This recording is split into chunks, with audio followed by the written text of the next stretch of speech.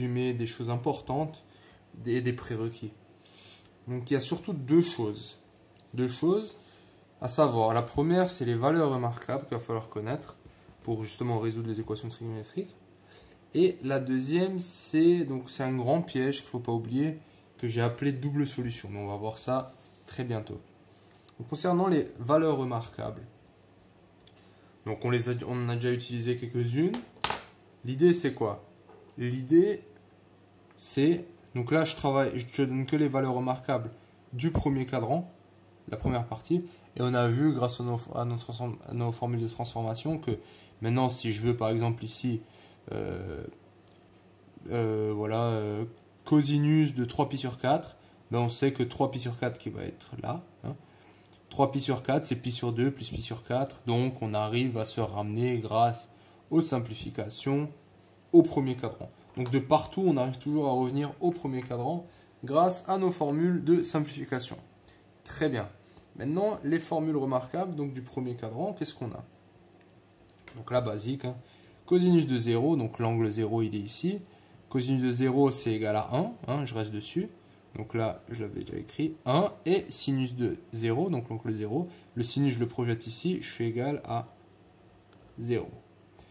Maintenant, autre valeur, donc celle-là je ne l'ai pas dessinée ici, je ne voulais pas trop charger, c'est pi sur 6. Donc pi sur 6, au cas où, il va être comment? Il va être là à peu près.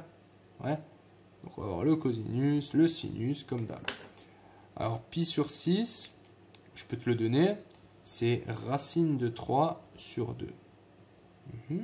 Et 1 demi pour le sinus. Pi sur 4, c'est racine de 2 sur 2, racine de 2 sur 2. Et pi sur 3, le cosinus c'est 1 demi et le sinus c'est racine de 3 sur 2. Pi sur 2, encore une fois, celui-là on peut le voir graphiquement. Graphiquement, le cosinus en pi sur 2. Donc pi sur 2, je suis là. Le cosinus, je projette, j'ai 0. Et le sinus, je projette, j'ai 1. Alors ces deux valeurs-là, les extrémités, on les trouve facilement. On les retrouve facilement. Maintenant, celle qu'il faut, donc sur le cercle, celle-là qu'il faut connaître. Donc tu peux dire, ouais, il faut que je les apprenne par cœur. Ben, c'est celle-ci, là. Ouais. Qui sont très importantes. Alors ces valeurs, donc déjà, avant de t'expliquer d'où ça vient, je vais juste te donner un petit mot technique. Tu seras d'accord que 1, c'est aussi égal à racine de 1, c'est la même chose. Donc j'écris juste ça comme ça. Regarde maintenant. Et en fait, l'idée c'est la suivante, c'est que tu apprends une par cœur. Disons maintenant tu décides d'apprendre cette valeur par cœur. Cosinus de pi sur 3. Cosinus de pi sur 6 est égal à racine de 3 sur 2. Tu l'apprends par cœur. Allez, ça marche. Après, à partir de ça, ce que tu vas faire, en fait, c'est la chose suivante. Là, tu as pi sur 6, c'est racine de 3. Regarde. Là, ça va être pi sur 6, pi sur 4, pi sur 3. Donc, on a une diminution. On passe de 6, 4, 3. Et en fait, là, ce que tu vas faire, c'est racine de 3, racine de 2, racine de 1. Et en bas, c'est toujours sur 2, sur 2, sur 2.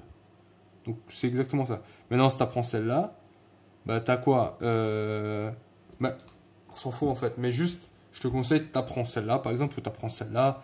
Bah, pi sur 3, après, tu augmentes sur 4, sur 6. Et là, tu vas augmenter au-dessus.